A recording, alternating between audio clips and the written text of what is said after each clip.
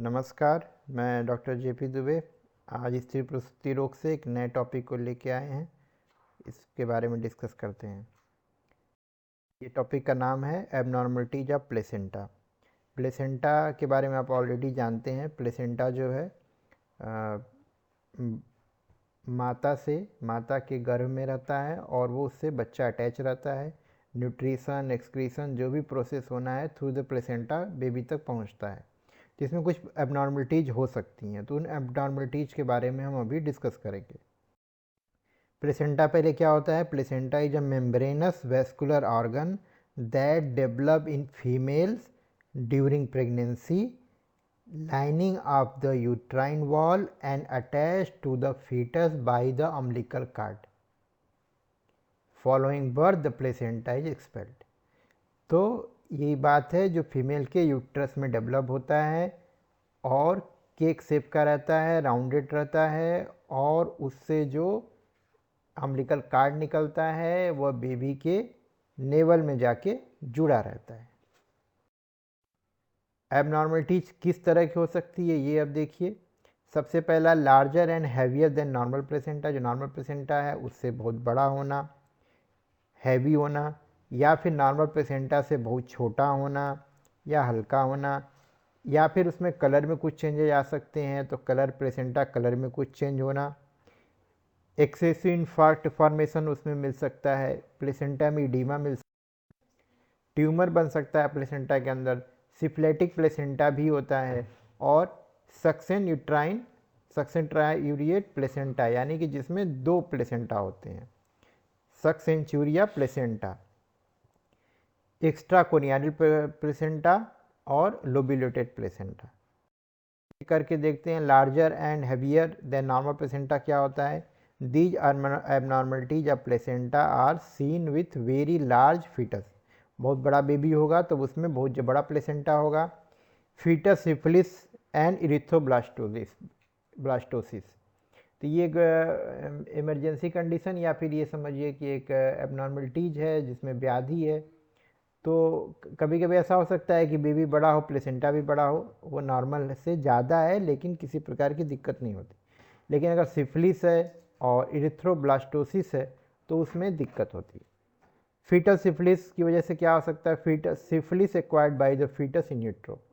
सिफिल STD का ये disease होता है जिसमें सिफिलिस हो सकता है उसमें। इसकी वजह से क्या होता है? प्लेसेंटा हैवियर हो सकता है। इरिथ्रोब्लास्टोसिस क्या होता है? It is an anaemic blood disease of the foetus or newborn child characterised by the erythroblast in circulating blood caused by a blood incompatibility between the mother and fetus.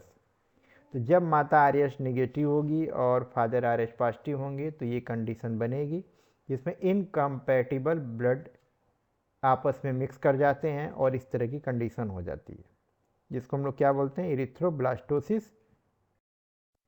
Smaller और lighter than placenta than normal placenta.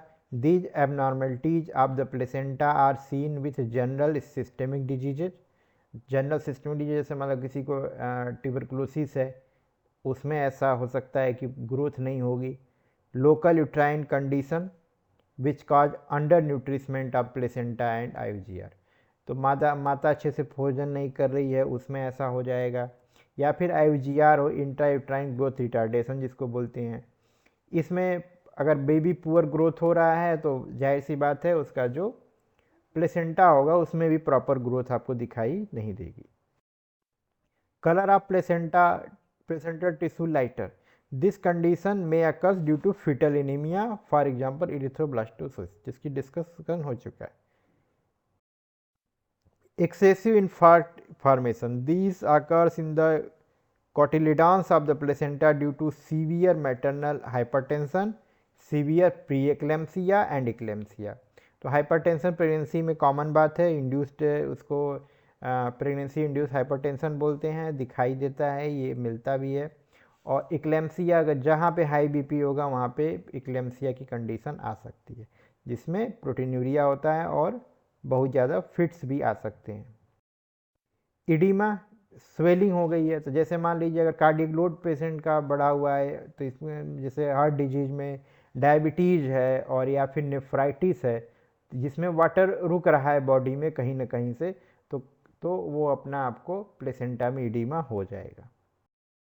Tumour of the placenta, tumour in the placenta में found in association with prematurity and पॉलीहाइड्रोएमनियास,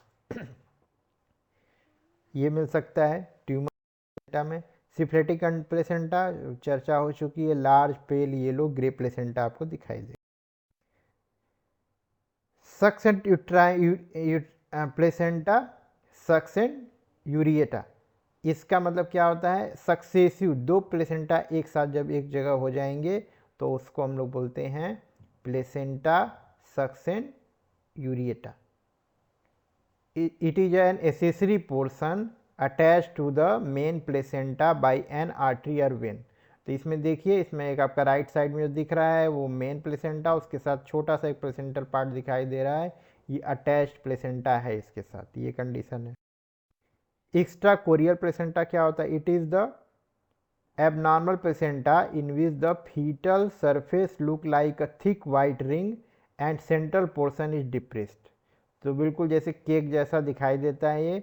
extra chorial placenta दो तरह के होते हैं, placenta सर्कमवेलेटा और placenta माइग्रेटा। तो इस तरह से है, मार्जिनेटा वाले में क्या है आपका साइड साइड में कम उभरा हुआ है और इसमें ज़्यादा है, ठीक। Tumour of the placenta, tumour in the placenta में found in association with prematurity and polyhydramnios, ये मिल सकता है, ट्यूमर हो सकता है।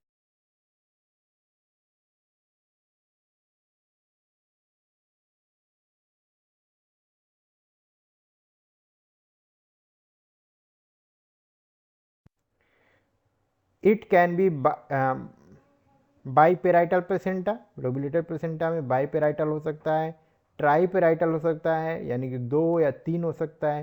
तो अगर 2 सेपरेट है तो प्लेसेंटा डुप्लेक्स बोलेंगे, प्लेसेंटा ट्रिप्लेक्स बोलेंगे जब 3 सेपरेट लोब्स उसमें दिखाई देंगे। तो ये कुछ प्लेसेंटा से रिलेटेड हल्का सा ओवरव्यू दिया हूँ, बाद में और डिटेल इसके बारे में बताऊँगा। अगर आपको इन्फॉर्मेशन पसंद आ रही है तो चैनल को लाइक करें, सब्सक्राइब करें। Thank you.